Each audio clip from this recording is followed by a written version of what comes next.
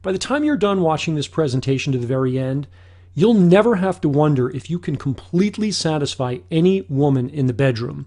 Because in this video, you're going to get the tools to read any woman's sexual blueprint so that you can confidently get her turned on, make her come faster, harder, and longer than she ever has in her life, and even open her heart to you so that she'll feel authentically connected and devoted to you. Even if you already consider yourself pretty damn good in bed, this video is going to give you the tools to be great. And that's why I'm about to share secrets that give you the power to literally take control of a woman's sexual response so that you can literally drive pleasure into her body at will and give her orgasm after orgasm until she literally can't take anymore, which, as you might expect, is going to make her feel very, very nice things about you. Now, to lay some important groundwork for you, I'm going to share a very personal story that is pretty embarrassing. So I'm posting it for free online only as a test.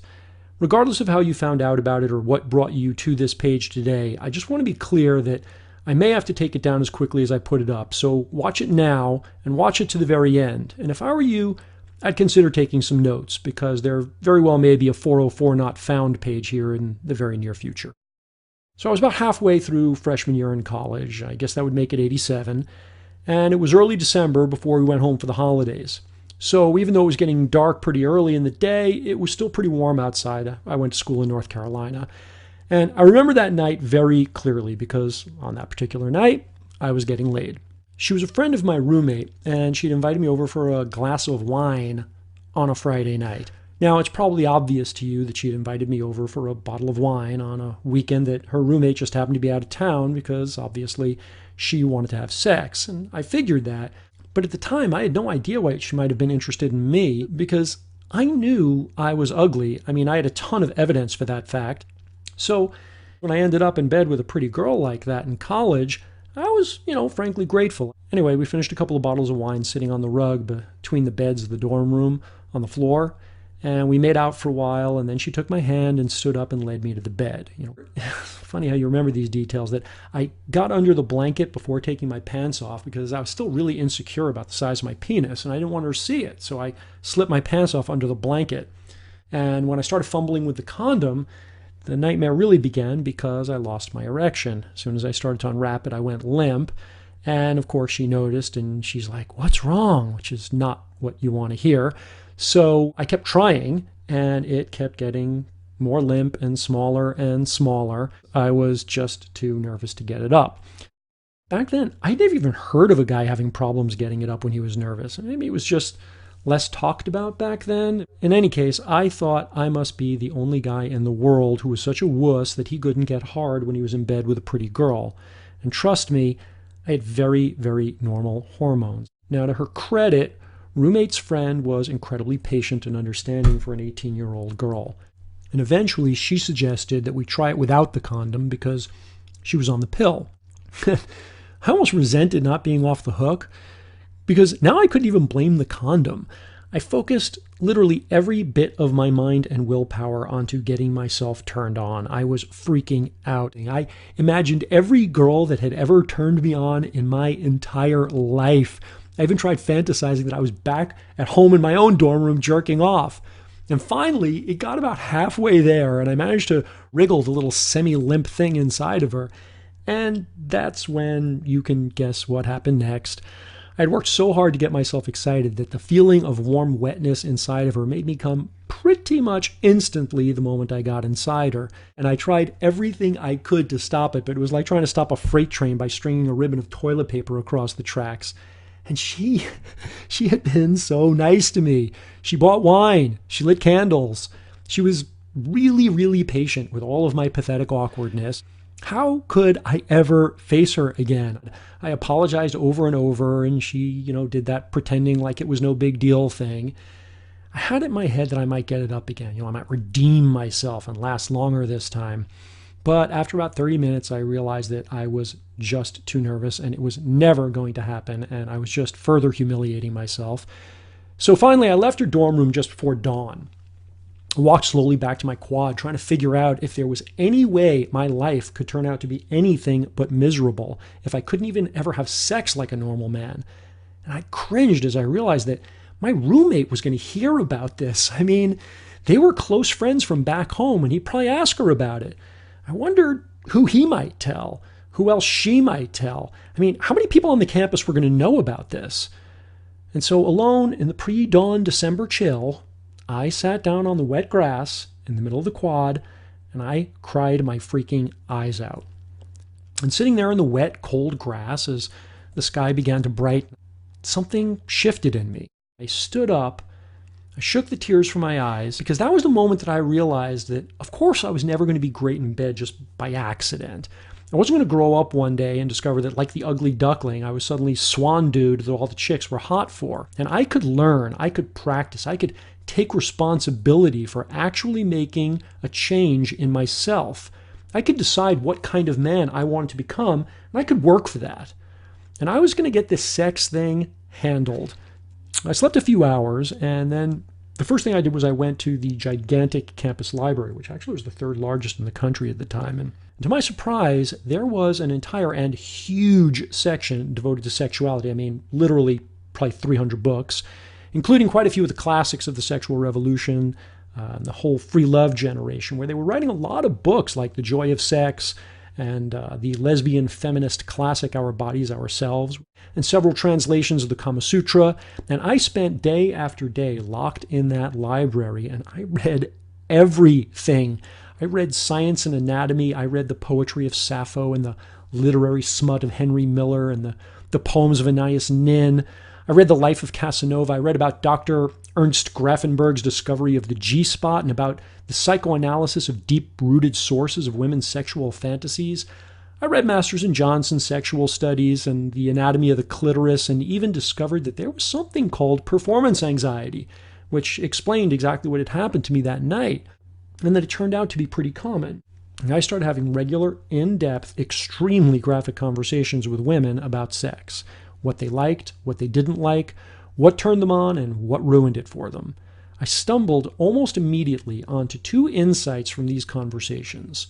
One, girls love to talk about sex, and they will go on and on about every detail in the most graphic way all day long if you're just chill about it.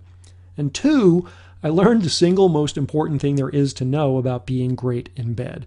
Something so simple that it's almost ridiculous, and twice as ridiculous because as far as I could tell, nobody else in any of the hundreds of books I was reading seemed to know about it. And yes, I promise I will tell you exactly what that thing was before the end of this video. I was a man obsessed. And all of these conversations that I was having with the girls about sex, they began to have another result too. A lot more sexual opportunities, and even a few girlfriends.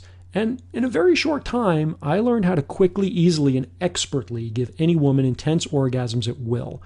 And today, in just a couple of minutes, I'm going to share with you exactly how you can do it too. Yet that is not the end of the story. There's a lot more to great sex than just giving a woman an orgasm. Let's not kid ourselves and think that something she can do twice as fast by using a vibrator makes us king for the day. The world is full of guys that thought they were great in bed because their girl always came during sex, and then couldn't figure out why she broke up with him.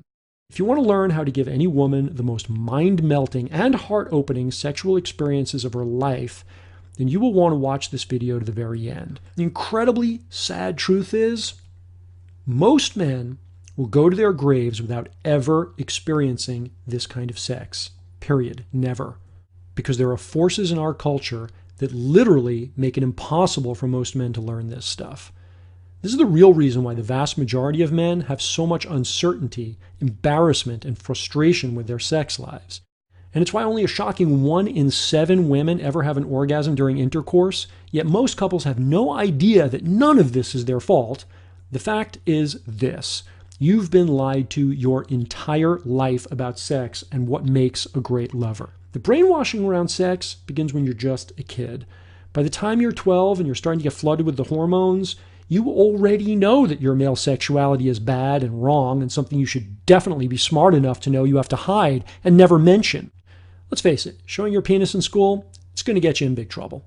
That sounds funny and it sounds obvious, but the fact is, as much as the media shows off breasts, I mean, everybody loves breasts. We're supposed to look at breasts. Women are supposed to be proud of their breasts. Everybody loves breasts. But this same media makes it really clear that men do not take off their pants and show their penises. Those things have to be kept hidden at all costs. The way the media shows it, women literally scream in terror if they accidentally see one, when the towel falls off. And frankly, long before you've hit the 7th grade, you've learned that expressing your natural male curiosity about women's bodies is wrong, shameful, and will get you into trouble if the adults find out. And that's just natural curiosity. Forget about your natural male desires. And on that blank slate of shame, here's what our culture writes on our very earliest impressions of what's expected from a man who wants to be a good lover. A huge cock and the stamina to bang away on a woman for hours. And even if you think you already know that this is really just a big fat lie, you're almost certainly also aware that it's still deeply carved somewhere in the back of your brain, like it is on all of us. And these are just a few of the factors that literally brainwash men from children to adulthood so that you end up struggling to consistently give women the kind of powerful, intimately connected sex that they crave. It's not something you've had any control over in the past because the deck was stacked against you before you even sat down to play at the table. And hang on, because there is still more bad news. Because the next thing that happens is a bunch of men's magazines and websites try to capitalize on all this dissatisfaction, and they hire women to write endless articles on what women really want in bed. And we men eat that shit up, because after all, if you want to know what women like in bed, ask a woman, right? The problem is, most of these self-professed experts are just telling you something that got them off, personally, their taste, and it may or may not work on the woman in your bed. Or they toe the old feminist line of, you need to slow down and give way more foreplay, which really just means that even they have no idea why sometimes they get off with a man and sometimes they don't. Yet none of this advice that they give is going to work on all women. None of it will work for any woman all the time, and none of it is going to keep a woman from getting bored or disinterested in sex with you, or starting to think about other men, and probably all three. And let's not blame the women for that, because chances are you get bored too. This is not what I want for you, and I know it's not what you desire for yourself. So let's talk about what does work. And let's dive into the 3 essential tips that will put you immediately on the track to being the best lover the woman in your bed has ever experienced. The most important tip I'm about to share with you instantly builds deep intimacy and makes a woman feel authentic sexual connection and sexual trust with you so that she can surrender into much, much more powerful orgasms. This gives her permission to open up her most secret sexual desires with you, and she'll feel like you are a sexual psychic who just intuitively knows exactly